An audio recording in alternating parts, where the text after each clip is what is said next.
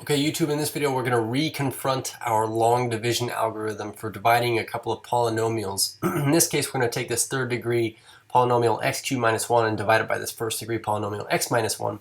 But I also want to tie this into this discussion of factoring, okay, why it is that we do long division in the first place. And so what I want everybody to see is this x cubed minus 1, we're going to divide it by this x minus 1.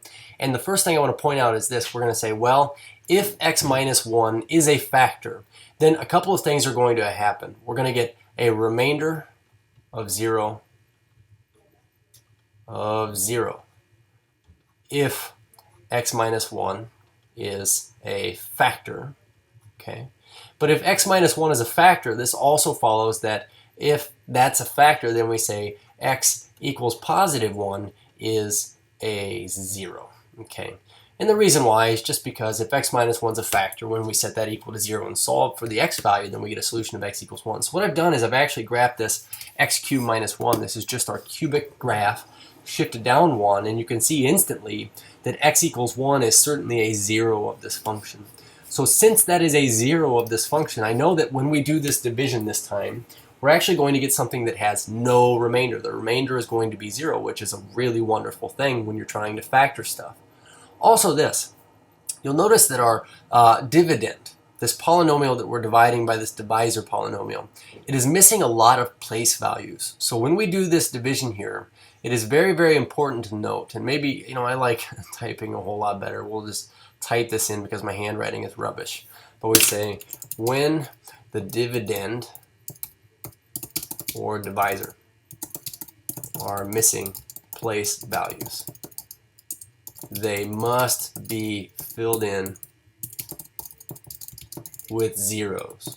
And you'll see exactly what it is that I mean here when I type this in, but let me switch back over to my pen tool and we'll take a look. So when I say fill in some zeros, I notice that I have an x cubed term on my dividend, but I don't have any x squareds.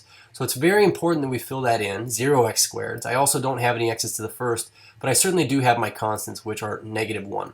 And then out here we say our divisor. Okay, I've got x minus 1. Now the reason why it's important to fill that in is because, well, if I took, say, 1002 divided by 2, I'm not going to tell you that it, I don't have to pay attention to these two places right here. You're going to have to put some values there. And so you can't just say, well, it's the same as this, because the zeros don't count.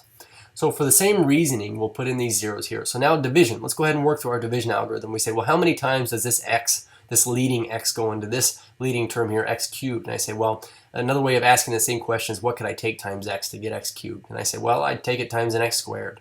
So my x squared goes up here in my quotient. Notice I stack my x's squared. And I say x squared times x. Now we'll do our multiplication. I get x to the third. That should happen. Then I say x squared times a -1 is -x squared. So because we're subtracting all of this, I'll put parentheses around it, and I will distribute this negative throughout and switch everybody's signs, and then we'll just sum these. So I get 1x squared here, x squared. We'll carry down the next term, and then we'll just begin again, except asking this time, what could we take times this leading x to make it into a leading x squared? So we say, well, take that times an x. I'll put my x to the first over my x's to the first in terms of place value, and then we'll multiply. We say x times all of this would give me x times x is x squared. And we say x times -1 is -x. And again, we'll subtract all of this, and then we'll distribute this negative throughout and then change it to addition. So these cancel. I get 1x left over. We'll carry down our last constant term here, x minus 1. And what I notice is, well, these are identical. Okay, they don't have to be identical, but they are. And what I also notice is, well, what could I take times x to get x? I would take a 1. So I would say plus 1. 1 times x is x, and then 1 times a -1 right here is -1. And when you subtract this, the thing that I notice instantly is that this last term here, I want to label this. This is our remainder. The remainder is 0. So what this means is our divisor and our quotient and our remainder, which I will write, is 0 over the thing we divided by x minus 1.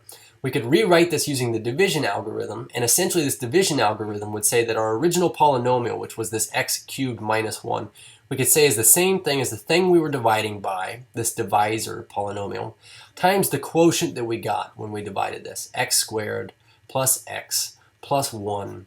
And then we would say plus the remainder of 0 here over x minus 1, which was the thing we were dividing by. So you can see how we don't have to even include that right there.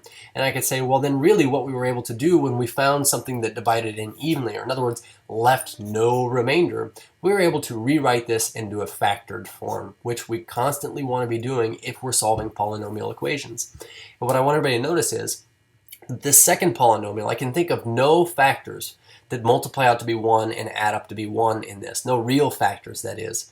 So when I set this equal to 0 and I solve it, and I set this equal to 0 and I solve it, just want to show you here that we get x equals 1 is one of our x-intercepts or solutions to this, which was apparent on the graph. So when I go back over here and I say, well, let's solve this here, perhaps I want to solve it by completing the square. That would be a, I could use the quadratic formula, but I say, well, maybe I'll do this. I'll add that constant to the right side, subtract it rather, and I say, well, what would I really want to have here on both sides? So I'd say, well, half of this middle term squared. Half of 1 is a half, and a half squared is a fourth. So I'll add a fourth to both sides. And what I discover is this. This left side would then have to factor into a perfect square binomial, where what I fill in here is half this middle term. So I would get plus a half squared. And on the right side, I would say, well, negative 1 plus positive a fourth is negative 3/4. So if I'm solving this for x now, I say, let's go solve it for x. Taking the square root of this, all I want everybody to see is we could continue doing this. This is really not an issue. We would say it's I times the square root of 3 over the square root of 4, which is 2. But the point here is you do not get real results. And that is why we had only one x-intercept on this and only one real solution when we solved this thing algebraically. So just remember, when you divide and you're missing place values, we need to fill in missing place values. And also this, if the thing we're dividing by is a factor, then we'll get nothing for a remainder. Cheers.